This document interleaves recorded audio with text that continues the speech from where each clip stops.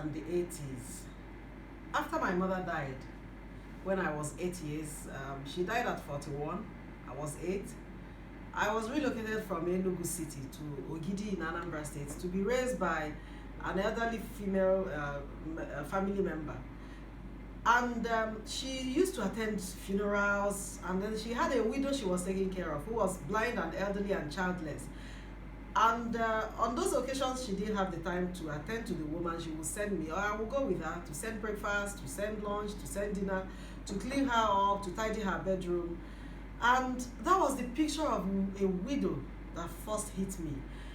And then attending those funerals, she always asked me to sit somewhere else, not where they were babbing the widow. But of course, I always found a way of sneaking in and peeping. I didn't have issues with the babbing because they said it was culture. But what the words they were saying to those widows, the meaning and humiliating words, like a go-getter widow could be saying, "Oh, now your husband is dead. Like, oh, just keep your head, keep your head." Those words that could kill her spirit. And so I picked interest in widows as a child. And then along the line, I found myself doing stuff for widows. And so years after I got married, my husband said to me, "Why don't you register a foundation? Because you keep giving and giving and giving." I remember one day he said to me, "I might come back to this house one day and find out that you've changed the title deed to a widow's name. And I won't be surprised." He said, "But please set up a foundation, have a structure. I'll support you, but have a structure." He was very successful in business. And he supported me. We set up the Healing Hearts Widow Support Foundation. And minimum of 4 times a year, we go to interior communities where they don't have medical facilities. We have partners in New York, Hope Restoration Medical Mission. They also got medical mission to Haiti, to wherever, but they are permanently partners. They bring in medications and all that. And so one of those medical missions, that was in Ogidi, 2012 November, I think on the 19th of November, I just took a short break to eat in my car, to eat in a car that I hired, not my car. And as I was eating, a voice said to me, "Teach widows positive widowhood." I had an issue with that statement. I was like, I'm not even a widow, so how do I know positive widowhood? Well, you know how life is. 2 months or less after that, my husband died. And that voice came again and said, "Model positive widowhood." So when before it was teach them. Yes. When you mourn to draw people to me, not to chase people away from me. And I said, "God, don't tell me how to mourn. If you allowed my husband to die, it's not your business how I mourn." But from the point of being in that bathroom that morning till today, I found out that's all I've done. And so last year, that voice came back and said, "Remember that assignment. Start writing." I was in the hospital with my little girl. She was in ICU in a hospital in America. And so I started writing, but I didn't have a name for the book. And then I got the name Widowhood Redefined. And that voice kept saying to me, "Take your eyes off the society and focus on these women." And so what I've done now is to shift from the foundation and have them run around with, all those stuff the society does, but to focus on the widow herself. Yeah. And so that's the story behind it. And what I've done is to design a project and have different programs under it to the book is an entry point. I keep saying to people, it's not about the book. I won't be spending money going to big hotels and big tents just because I want to launch a 3,000 naira book. I'll go and hire a hall of 400,000. It's an entry point to that movement, to kick off the movement and let the society know that it's not what it used to be. And let the widow know that it's time to change. And there's a hashtag that has been born. Yeah, widowed, not withered. We have the domain name, we are designing the website. Wow. We've printed the bags, we are coming up with more permanent bags, mugs, t-shirts, key holders, pens, anything. Just a reminder to the widows. Yes, I want it in every home for anybody that sees it to know that, yes, the woman might be widowed, just like the green and red color that represents that, but she's not withered. She's still alive. And to let the widow know that the potentials God made her with, that they are still there. The death of her husband didn't kill those potentials. Wow, I like that last statement you made, that the potentials God created her still is in her. Each of us came on earth with a purpose or for a reason. And so, assuming I allowed my own purpose to die, in 2013 When your husband, when my husband died. But I had projects going on when my husband died. I was taking a master's degree in law, studying with the University of London, and I still had fees to pay in thousands of pounds. I went back and I paid those fees and I finished it. I had children to raise. So I didn't have to die because my husband died. Every day I remember his death because I see, even being in Lagos, you know, in Abuja, I saw people playing lawn tennis at the Rockview Hotel. I remember the sound of the balls reminded me of him because we used to play tennis together. Mm-hmm. And so things will always remind me, but it's not going to extinguish my purpose. Things will always remind you of the Yes. loss of a husband, but it will not extinguish your purpose. Yeah. That's a tweetable tweet right there. So the next question really follows after this, your answer, Ma. In your years of working with widows, and I like that you've been shifting from what the society does or says about widows, because really life consists not so much about what people call you, but what you call yourself. think and call yourself. Yes, yes. And I really like that mantra, because I'm one person that believes that in rediscovering the essence of womanhood, it's not really about what people say, it's about knowing who you are in God and pursuing after that. But what are the challenges you think that are the biggest ones that widows face in this climate, apart from the mindset issue? What are the biggest challenges you've encountered? The biggest challenges widows face, I don't even want to say culture. I used to say it was culture, but I've had a change of mind after I had interviewed my father. My father is 95, and I interviewed a retired professor of history who taught at the University of Nigeria for years and moved over to US and also taught history there. He's an acclaimed author, Professor C.C. Femesia. I interviewed both of them and I realized that it's not 100% culture. It's greed and wickedness. And so the greatest challenge a widow has, apart from her mindset, is the society. I'm not saying culture.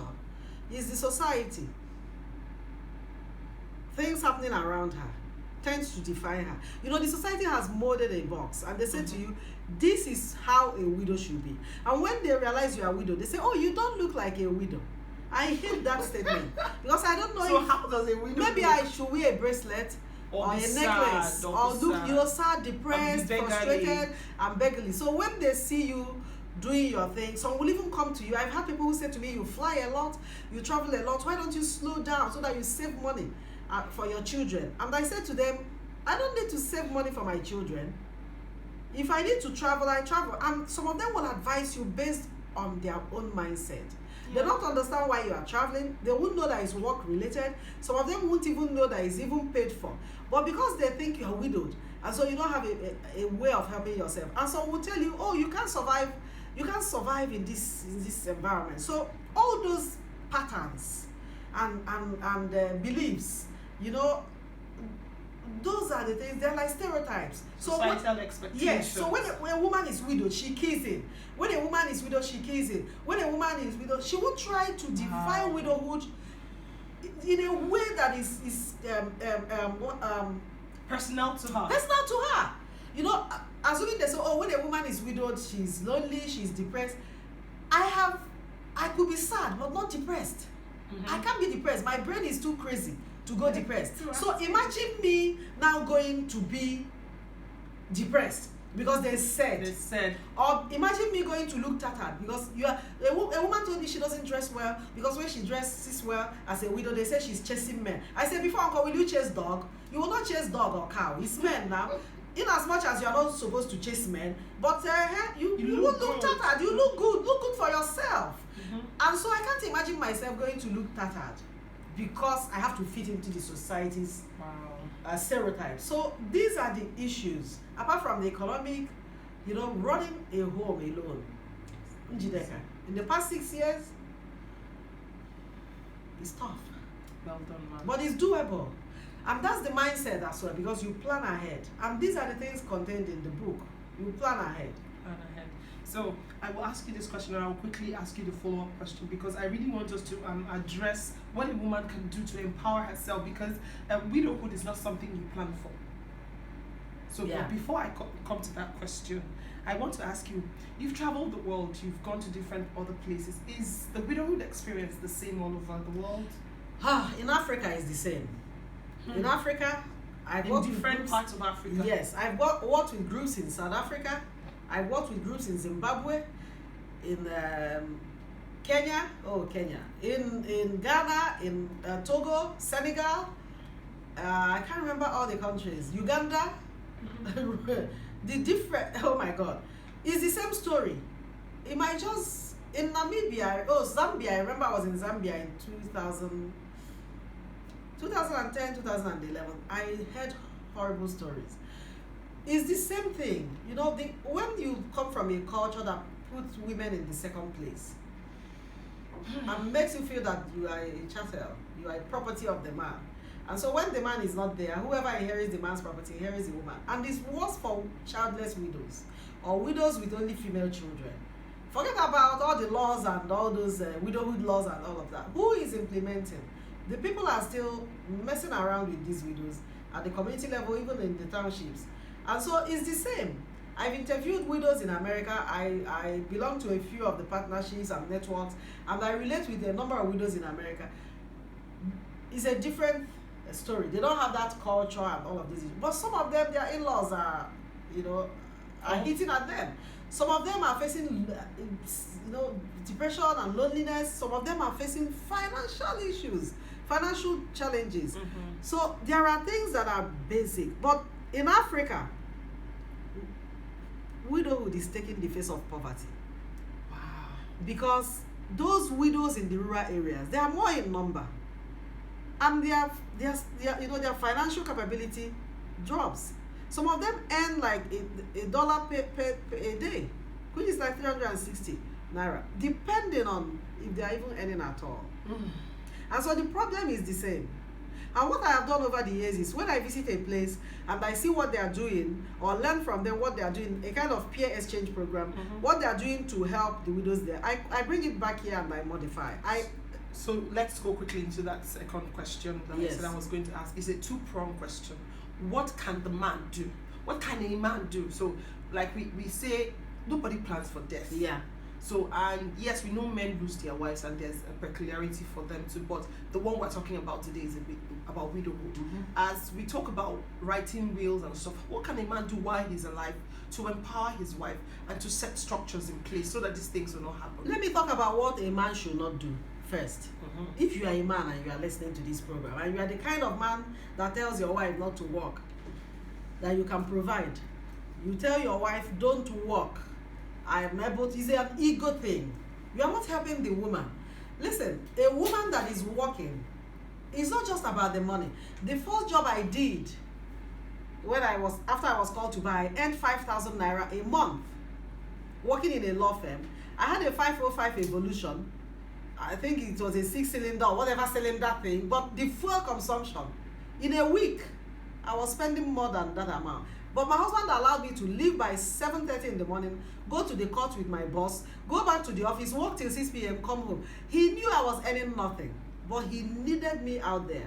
And from that place, I started working with a non-profit.